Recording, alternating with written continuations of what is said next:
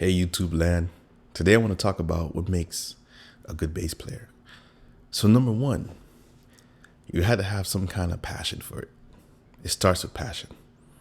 Whether it's a hobby or something that you'll take on a professional level, it has to have some kind of passion. So once you have that desire, that burning desire to want to learn and want to get as much as you get from the bass, you will go far because inevitably you will want to learn as much as you can. You will want to absorb as much as you can. And I know, most times when you look at, social media and you see other bass players, it's so much to take in. So it's important, nowadays with being exposed to so much on social media, it's important to get an instructor because the instructor could point out to you what you need to meet your specific goals. I'm your guy. I offer lessons based on your the style you want to develop. As far as there's a certain genre music and style that you're after, or you know, a certain kind of bass player that's your idol. I could help you reach that level. And that leads me into the next point is learning fundamentals. Every bass player, as far as professional, you will come across on YouTube or on an instructional video, you will hear them talk about and dread fundamentals. So learning things like scales, triads, intervals, arpeggios, all those things, it starts with that. There's no way around it. You know, even when you try to get away from it, you realize you got to come right back to it.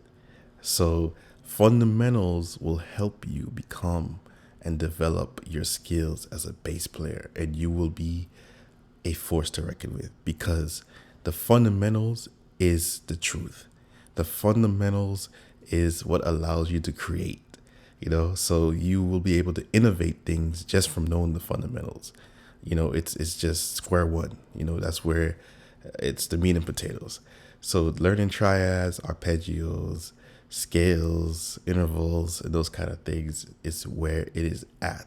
I can't stress that anymore. The other thing is just finding a bass player that you really really like, as far as their sound, as far as their groove, as far as their approach, their style, and really studying that person for a while. Yeah, you might want to imitate them and then emulate, but at some point you want to get to the point where you're creating your own stuff. But we all have to mimic somebody at first, right? So you find somebody that you really really really desire as far as their playing, and then you study their playing. You go underneath the hood, and then you just take away what you can, and then you make it yours.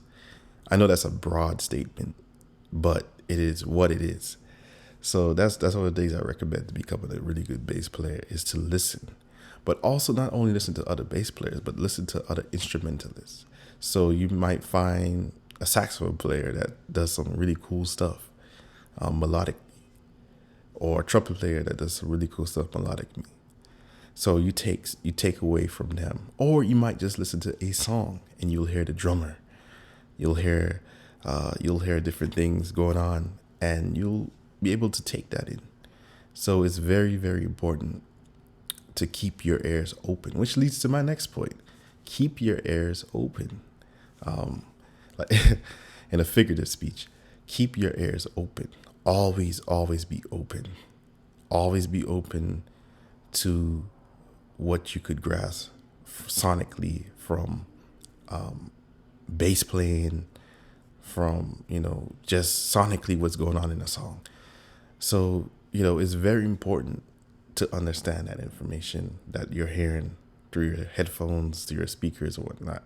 And it's important to really just be able to identify things that's going on. So yeah, so what leads me to my next point is being intentional. Always play with intent. Always play with a sense of sensitivity. If you're not sensitive to the music, then others can't feel it. Others cannot grasp it as something that is authentic or real. So always have a sense of sensitivity to the music. Be very intentional as much as you can with your note choice. Be very intentional with, your approach, your style. It's very, very important. And it'll boost your confidence too, because now you will be relying on yourself more to figure out, what you want to do and how you want to approach something. So, for example, if you learned a song and the song, there's a groove going on and you learn the groove, but now you want to add some embellishments, or you might want to, just add your own flair to it. You don't have anyone there to tell you what to do. So now you have to come up with some creative solutions to get to that level where, it's something that everybody could appreciate at the end of the day.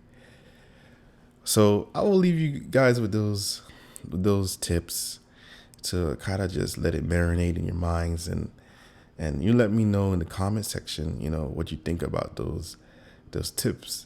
As far as like, if you're going to incorporate those tips I just gave, let me know how they turned out. I would love to know. The other thing too, I like to end this video with is I offer lessons.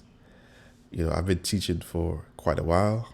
All my lessons are custom to my students' goals, as far as where they want to be, as far as, how far they want to go on the instrument. I mean, if you want to just groove, we could stop there.